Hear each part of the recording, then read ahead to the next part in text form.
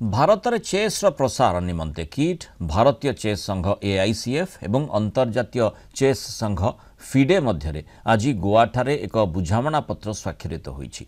भारत में विद्यालय स्तर चेस प्रसार लक्ष्य बुझामणा पत्र स्वाक्षरित होईछि। एहा फଳରେ शिक्षा सह चेस मध्य प्रचार प्रसार होई पारिबो। फिडे सभापति आर्काडी वर्कोविच, फिडे मैनेजमेंट बोर्ड उपाध्यक्ष जीएम दाना रेजिनाइस, फिडे चयन कमिटर सदस्य तथा मुख्य कोच जीएम अभिजित कुंते, चेस तारका विश्वनाथन आनंद, एआईसीएफ सभापति नितिन नारंग, फिडे इवेंट कमिटर सदस्य रंजन महांती एवं किट और किस प्रतिष्ठाता डॉक्टर अच्युत सामंत उपस्थिति रे एही बुझामणा पत्र स्वाक्षरित होइथिला।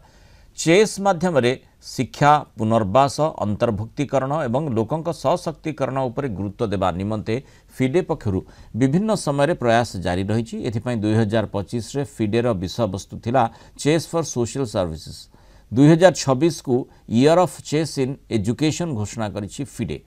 शिक्षा और समाज सेवा क्षेत्र में किट और किस व्यापक योगदान थिबारु फिडे किट सह बुझामणा करिछि।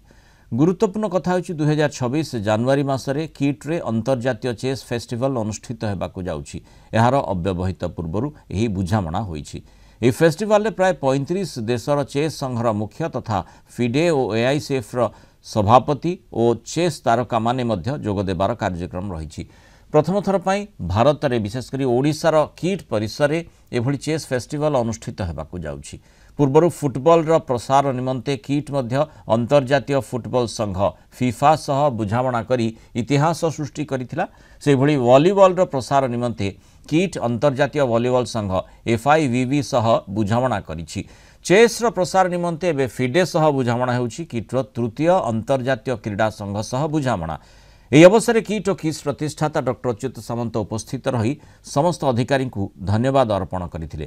ଏନେ ଡକ୍ଟର ସାମନ୍ତ କହିଛନ୍ତି ବିଶ୍ୱରେ ସର୍ବାଧିକ ଲୋକପ୍ରିୟ ଖେଳ ଭାବେ ଖେଳାଯାଉଥିବା ଫୁଟବଲ ଓ ଭଲିବଲ କ୍ରୀଡ଼ାର ଅନ୍ତର୍ଜାତୀୟ ସଂଘ ସହ ପୂର୍ବରୁ କିଟ୍ର ବୁଝାମଣା ହୋଇଥିବା ବେଳେ ଏବେ ବିଶ୍ୱର ଅନ୍ୟତମ ସର୍ବାଧିକ ଖେଳାଯାଉଥିବା କ୍ରୀଡ଼ା ଚେସ୍ର ଅନ୍ତର୍ଜାତୀୟ ସଂଘ ସହ କିଟ୍ ବୁଝାମଣା କରିଛି। एहाद्वारा क्रीडा क्षेत्र में दीर्घ 30 वर्ष धरी किट्र योगदान और अवदान को विश्वर एही संघगुड़िकर स्वीकृति प्रदान सह किट और किस भली अनुष्ठान कार्य को प्रशंसा करिसेंति।